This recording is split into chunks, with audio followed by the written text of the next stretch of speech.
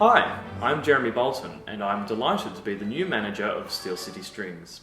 Today we are taking the opportunity to seek answers to those frequently asked questions posed by our audience. So, what exactly is a chamber orchestra? I asked David Vance to join the dots for us. Well, the key word here is chamber, meaning a room. Not any old room, of course, but rather a room in which one might entertain guests. It was here from about the 17th century onwards, in the salons of the nobility or wealthy middle classes, that small groups of musicians, let's call them orchestras, would be employed to provide entertainment, perhaps as a pleasing background to accompany dining or dancing or simply socialising. Do you remember that? Or else to premiere new works written by the household's favoured composers. This is the exact historical moment the word chamber enters musical parlance, principally through the French and Italian composers who are writing music intended for performance in such spaces.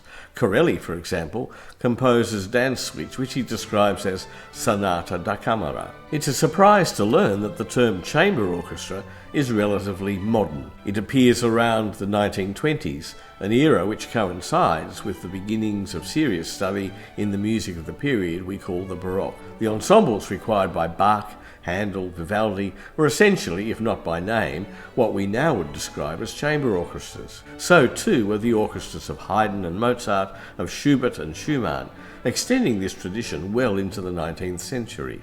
The chamber orchestra is by nature small. Size does matter.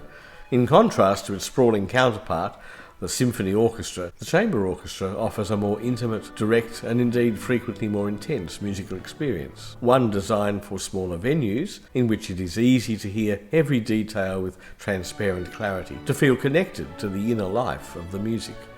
At the nucleus of the chamber orchestra lies a string band, violins, first and seconds, violas and cellos, and at least one double bass. A chamber orchestra ideally has a core of about a dozen players, though this might easily swell to 25 or more to create denser textures through the division of parts. Many composers since the Baroque have found in the chamber orchestra a rich source of expressive potential. We have only to listen to any of Mendelssohn's string symphonies or the Dvorak and Tchaikovsky serenades to appreciate the range of tonal colours that are available to the sensitive composer.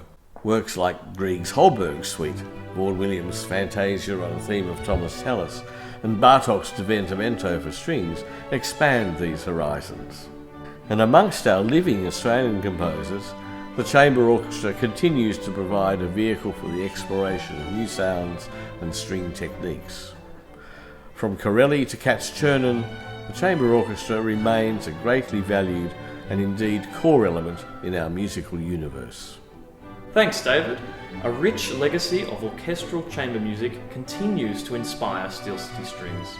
Tune in again and let us join more of the dots for you.